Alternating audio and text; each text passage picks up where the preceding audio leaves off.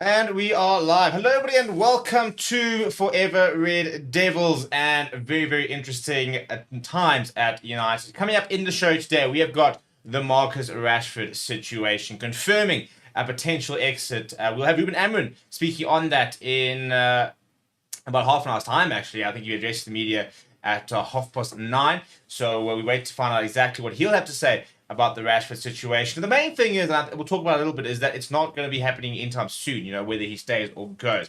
But lots to talk about in the show today. We've got a couple of transfer stories that are heating up, for example. We have got a bit of an update on the stadium as well. Got some injury news with regards to the quarterfinal tomorrow against Spurs. Big game, probably the biggest game of the season actually, because you get into a semi-final, you're all of a sudden 2 games away from potential silverware. We're going to talk about Andre Nana and the award that he won, as well as Garnacho and the award he won in the FIFA awards, which happened last night. So good to see a bit of a Manchester United representation at those awards itself. Before we get too stuck into the different news, please do smash a like on the video. Please do subscribe to the channel as well. Right, let's start with the Marcus Rashford situation, shall we? So Marcus Rashford has officially sort of seemingly confirmed an exit, basically. And he gave an interview with Henry Winter, which was published on X, and he said the following. The main thing, he said, when I leave, I'll make a statement and it'll be from me. So basically, don't sort of speculate too much. He says, when I leave, it's going to be no hard feelings. You're not going to have any negative comments from me about Manchester United. That's me as a person. And then this is the big one. For me personally, I think I'm ready for a new challenge and the next steps. Yeah, I mean, that's him basically saying you're going to leave, isn't he? And the question now sort of remains, well, how much is it going to be, for example? Where's he going to go? When's he going to go? Now, I don't see him going before the summer. He's not going to be a January transfer, I don't think, unless we can get the right price. And then the question is, what is the right price? Because if Marcus Rashford 2-3 seasons ago, as a young talent, very exciting coming through, could fetch a very large price tag. Current form, maybe not so much. So the question is, what is a decent price tag for Marcus Rashford? And can we get it in January? And if we do, do we sell him? If somebody comes in with 50, 60 million and on the 1st of Jan, do you go right off, bang, there you go? Because that suddenly puts 50 to 60 million pounds into our transfer kitty for January.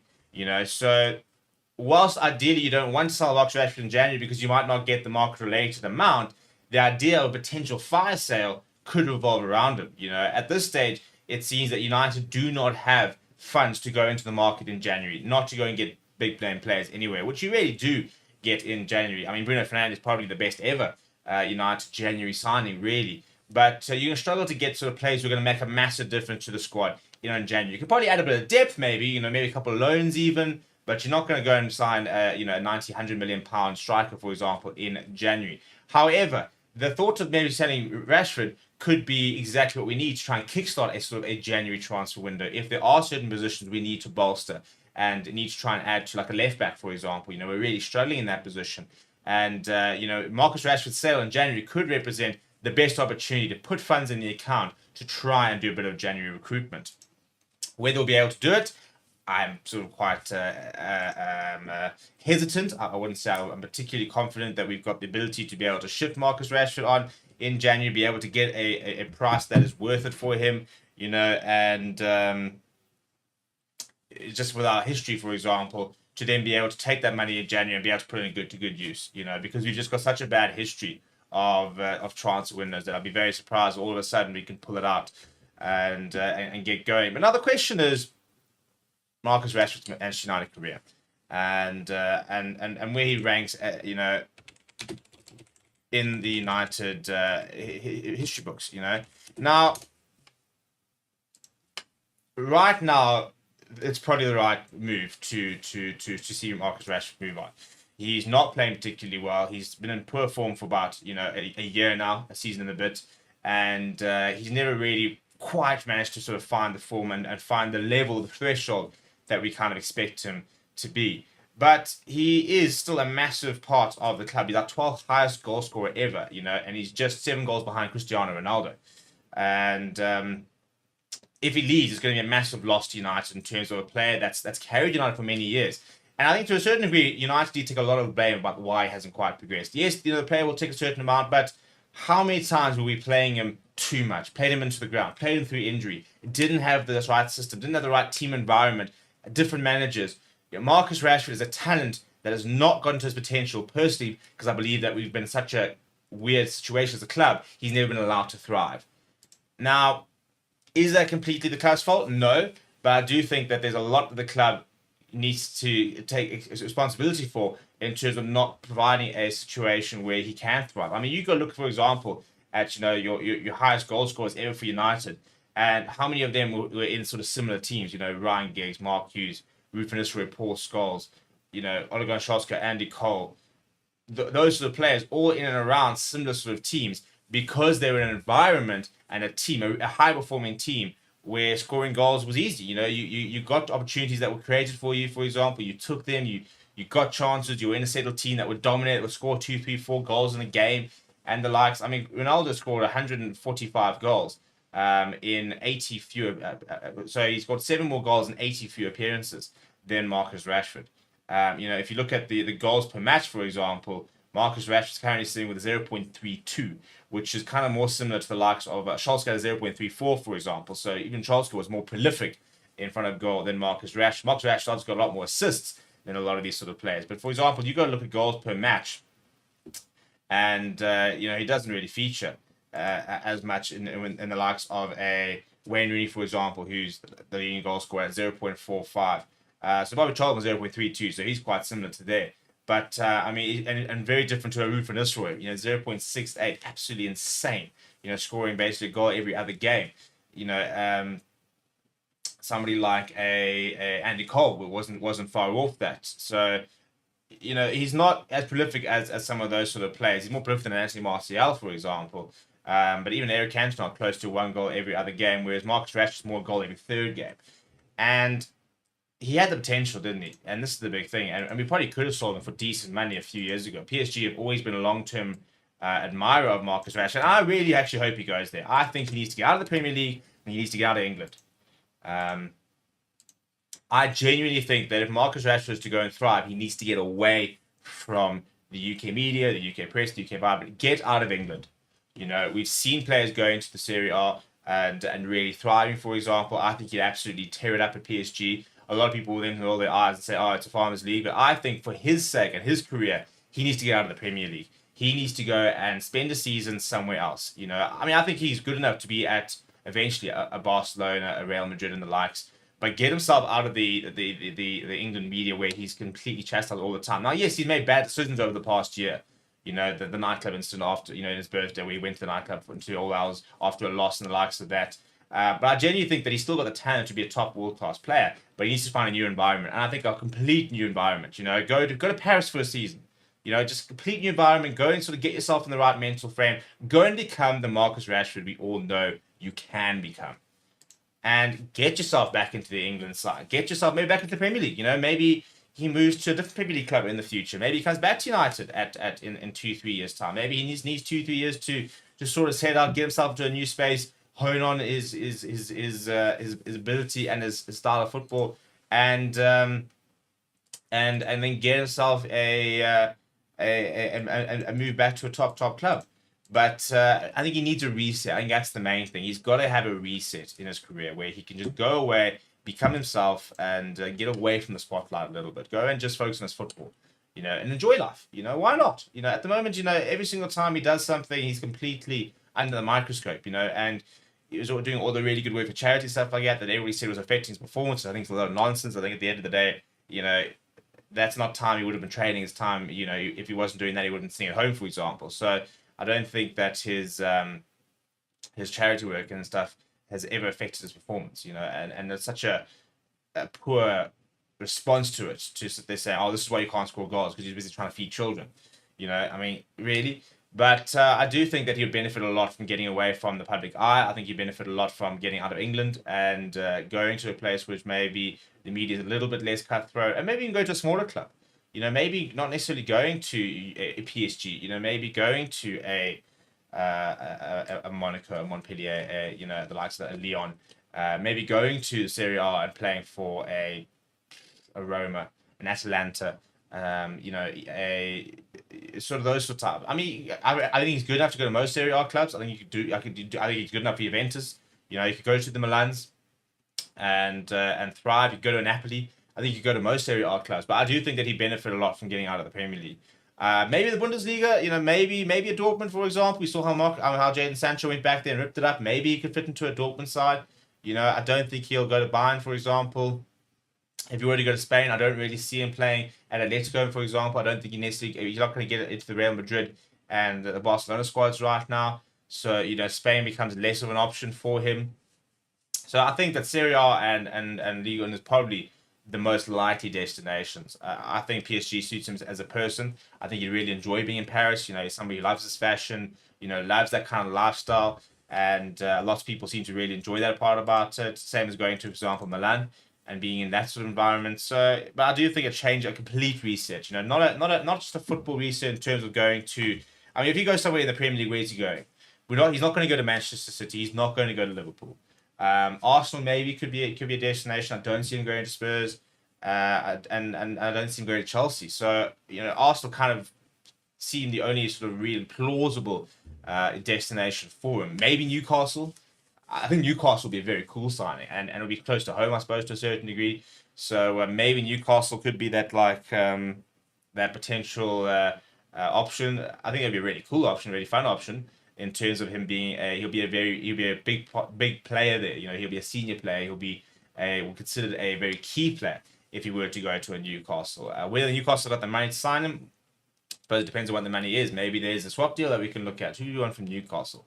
4 years ago, I was taking Kieran Trippier. Probably still take Kieran Trippier, to be honest.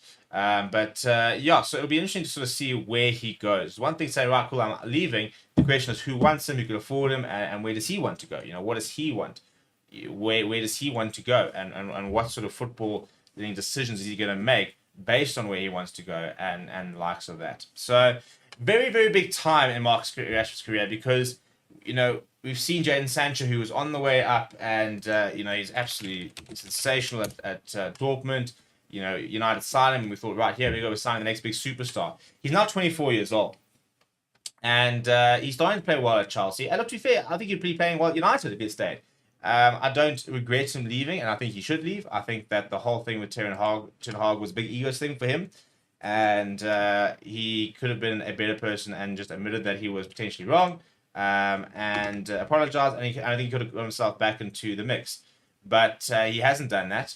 And he's doing well at Chelsea. He's got 5 assists and two goals in 12 games, so his numbers are pretty good. But his career stunted at the end of the day. He is not had the England career he would have liked to have had. He didn't make it at United, and we all thought that Sancho was going to be the next big thing for United. And I think he probably should have been, to be honest. But I think that there was an attitude problem with it, and that's why I don't really mind the fact that he's gone. And I think that if there is a genuine attitude problem there, Ruben Amorim won't want him either. So the big thing for Jadon Sancho now is what can United get for him in the summer? Because I don't see him coming back to United. I think he's burnt the bridges with a lot of the fans. I think he's burnt bridges with the club, and it is a new manager. But given the fact that we've seen Ruben Amorim drop Garnacho, drop Marcus Rashford, very much no ego approach, very much fall in line type of thing. I don't think that from all signs of it that maybe Jadon Sancho would then fit into the squad. And I think it'd be difficult for him to come in with his teammates, for example, who were there and around, where he was basically too proud to sort of come to the manager, try and member it and be part of the squad. So he's definitely going, I think, at this stage, which is a shame. But at the end of the day, if United can recruit properly, then hopefully we can start finding better signings that are more than just the player. I think this is the big thing. It's all about the personality as well, the profile of the person that was signing, as well as the ability on the football field. And that's something that Alex Ferguson was actually very good at. If you go and watch the Rio Ferdinand press conference podcast, he had Phil Jones on, and he said that when Sir Alex Ferguson came to, they met at Monaco, I think, and he said when he came to chat to him, he didn't speak once about football.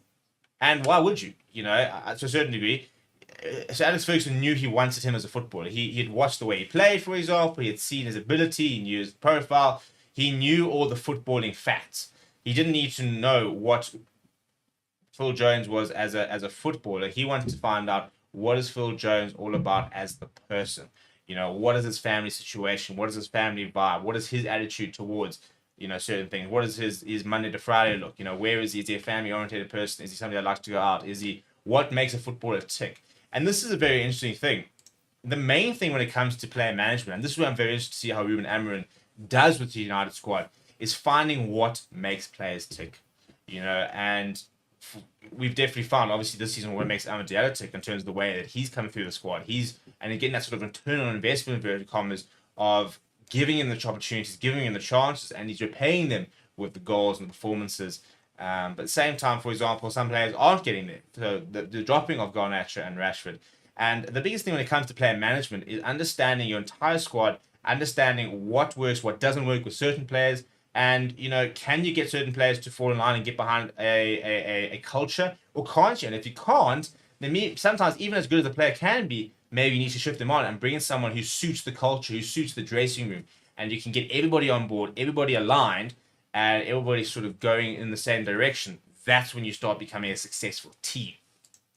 Because you can't just be a bunch of individuals. You've got to be more than that. You have to be a team. You have to be all aligned in what you're doing and how you're going to go about things. So that's going to be an interesting part of Ruben Amorim's decision making in the next year, is to find out which players he wants, which players and how can he get the best out of certain players. Like Harry Maguire, for example, came into the side on Sunday. I thought he was absolutely terrific against City. Took Erling Haaland out the game and played really, really well. And everyone's sort of assuming that we're going to see the end of Harry Maguire in the summer. But if he continues to put performances on like Sunday, then you sit there and say, right, listen, we've already paid the big money for him. What are we ideally going to get for him? Maybe 50, maybe 40 more likely, for £40 million for Harry Maguire. What can we buy with £40 million? Can we buy a better, newer, younger Harry Maguire for £40 million? And if you can't, well, then maybe you keep him. Because you're sitting there thinking, well, he's playing well at the moment. Maybe I've unlocked the secret to getting him to perform at the highest level. And, especially at three at the back, there's room for more centre-backs, So there's room for Maguire, De Ligt, Martinez, because obviously we can't have the same three every single week in, week out. So you've got to have changes. So maybe those are the four centre-backs. And then you look at adding a fifth and a sixth, for example, for depth. And it's going to be very interesting to see what that depth looks like and what the decisions are we make regarding the centre-backs and who we look to get in, who we don't look to get in, and the likes. There's also a bit of an update on the stadium project, with the Old Trafford Task Force having met for the final time in 2024. They met with officials with the club, the Trafford Council, as well as the Greater Manchester Combined Authority. And basically, all the different stakeholders gathered to sort of share their thoughts and their views and stuff like that, as well as the views from the 50,000 fans that canvassed, members of the community, residents, the whole works, and basically discussed what was going to be happening moving forward. The big news is that they expect a final decision on what's going to happen with Old Trafford and the stadium in the summer. So not this season from the sounds of it, but hopefully we'll get something in the summer where we then understand what the plan is for Old Trafford and the new stadium development, and when that will actually begin, when that will kick off, and going to get a completion date. I don't think we're going to see a new stadium in the next 2 years, maybe 3 years, I think, if we're lucky. Because whatever the decision is, it's going to be a long-term plan. It's going to be a long-term investment, long-term project. You're not going to suddenly say, right, cool, we're going to upgrade Old Trafford and it's going to be done in the off-season and you're going to be good to go.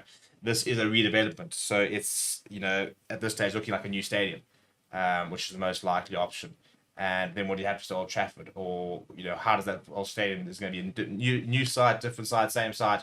So there's obviously lots of decisions to make when it comes to the new stadium, but we're still very far away from that process being completed and getting into that process of what the final decision will be. And moving on to some really cool news is that Alejandro Garnacho became the second Manchester United player to win the famed Puskas Award for the best goal for 2024. We all know which one it was, that incredible bicycle kick against Everton. And it won the goal of the season.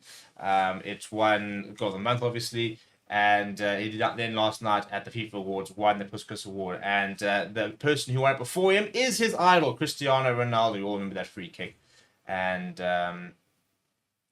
yeah, very cool. And in a week where he's had a bit of a crossroads in his career, being left out of the squad, we wait to see if he'll be in the squad for Tottenham tomorrow. Nice for a youngster who's had a lot of criticism the last few weeks. Now he's been dropped to get a good moment and to win an award at a FIFA Awards, for example, and just remind everybody that he's still around and remind himself that he's worth worth all the hype, and that he's a good player and he needs to get back to being their best player, because he's a player that can create moments like that. And a player that can create moments like that is rare. You know, it's not every day you get players that can do what he can do. But the problem is now he's at a crossroads in his career where maybe his attitudes or whatever, or how he's training, the whole works is maybe not suiting what needs to do, and he's not ticking the boxes. And he needs to find out what those boxes are, and he needs to then start ticking them off properly so that he can get back to being one of the brightest talents in world football, and one of the United's most exciting talents.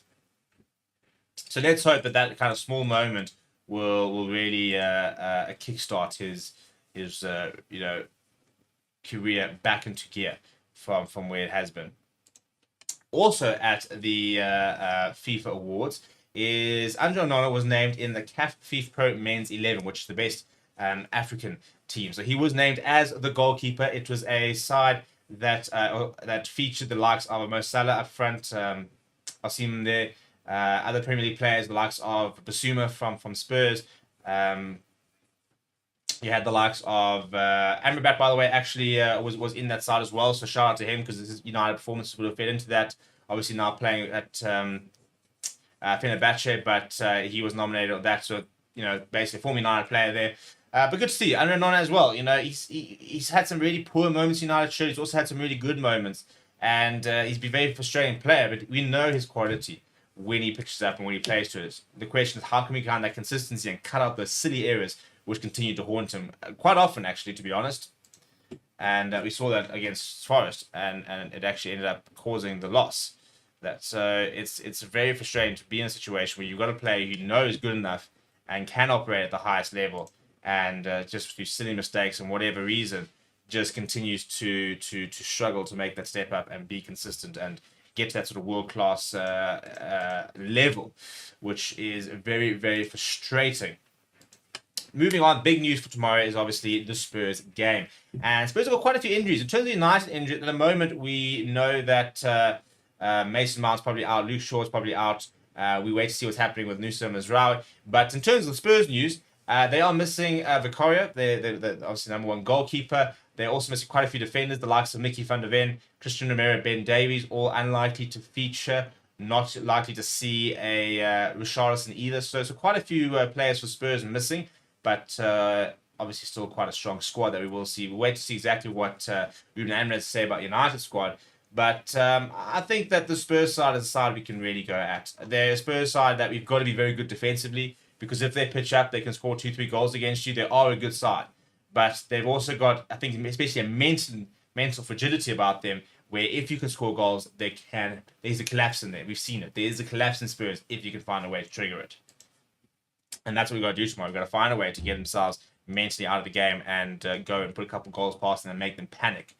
So let's wait and see exactly what happens in the press conference very shortly. But we're going to wrap that up for today. So if you are watching, please do smash like on the video. Please do subscribe to the channel as well. We'll have an update from Ruben Amorim in the next few minutes as well. So we'll keep you updated on that. But